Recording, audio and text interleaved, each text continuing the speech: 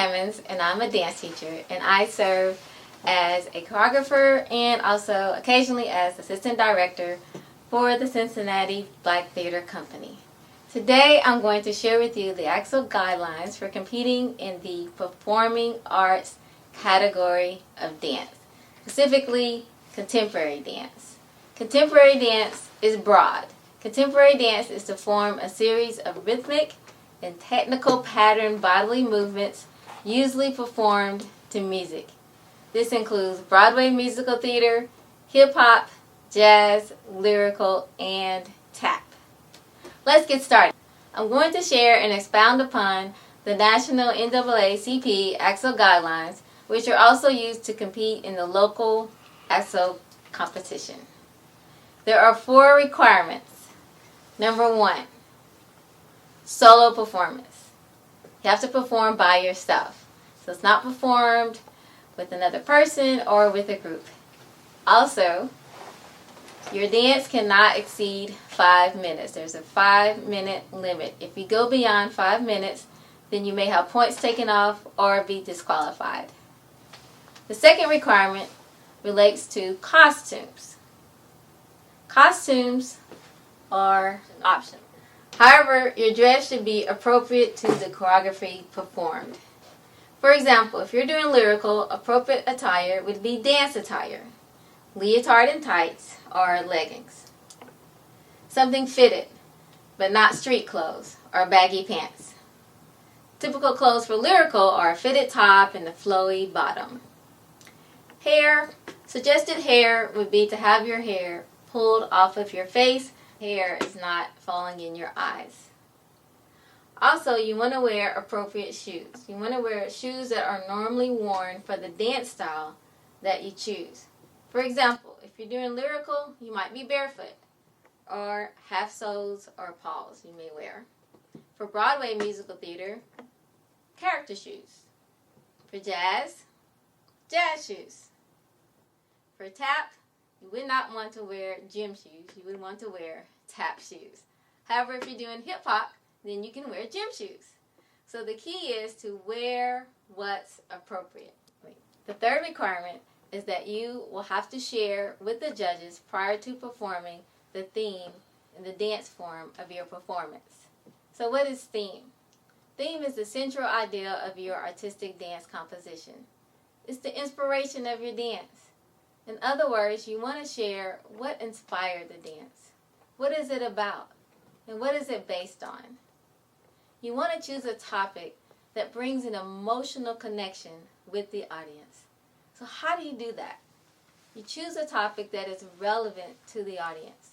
You want to stretch their imagination, but you want to also relate to the audience. Form. You will have to share the form of dance style with the judges. As I shared earlier, the styles include Broadway musical theater, hip-hop, jazz, lyrical, and tap. Last but not least, the last requirement is in regards to certain styles that cannot be included in your dance. And those are aerobic exercises, miming, cheerleading, and drill team routines. Judging. How do you achieve 100 points? Contestants will be judged by the following criteria. Number 1, your technical proficiency and skill. That relates to alignment. It relates to strength. If you're jumping, how high are you jumping? Your endurance. Are you able to get through the dance without gasping for breath?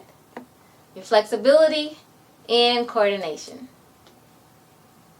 The second category is clarity and consistency in style.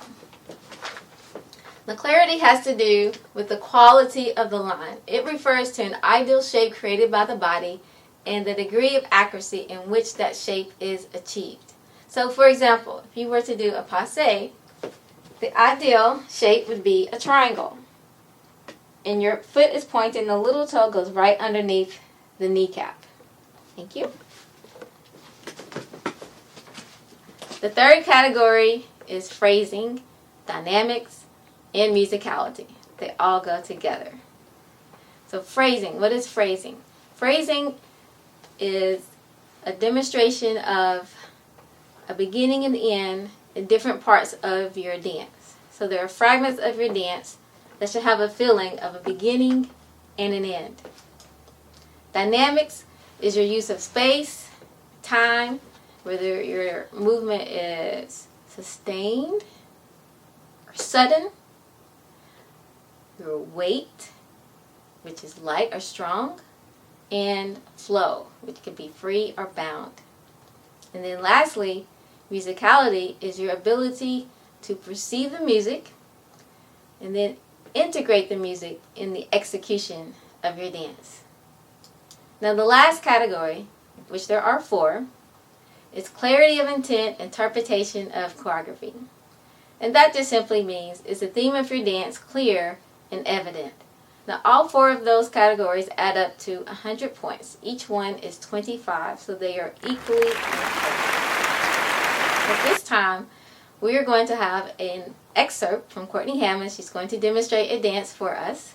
She's a recent high school graduate, and she serves on staff with the Cincinnati Black Theater Company. She serves as a junior assistant director for our annual production of Black Nativity.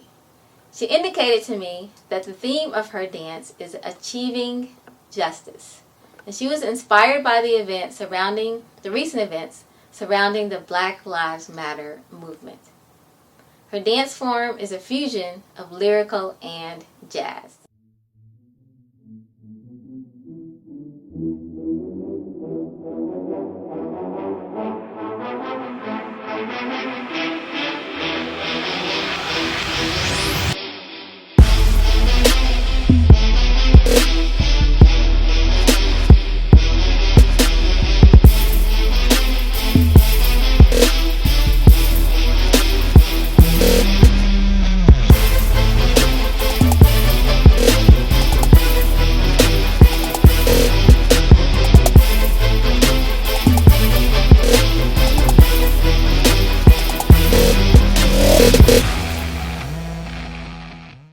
Thank you, Courtney, for your demonstration. In closing, how can you demonstrate excellence and go beyond the minimum standards? Rehearse, rehearse, rehearse. Rehearse so that your movements become second nature, that they are a part of who you are.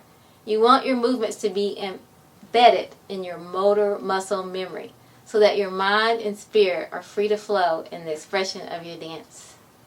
Lastly, my final tips for fine-tuning your presentation so that you can show confidence and create interest and passion in your dance. You want to ask yourself 4 questions. Number 1, do I tell the story through my movement? Number 2, do I use appropriate facial expressions? 3, ask yourself, am I relaxed? And last but not least, number 4, you want to ask yourself, am I enjoying this dance? This sums it up. This is all that I have to share. Enjoy the process, and I wish you the best.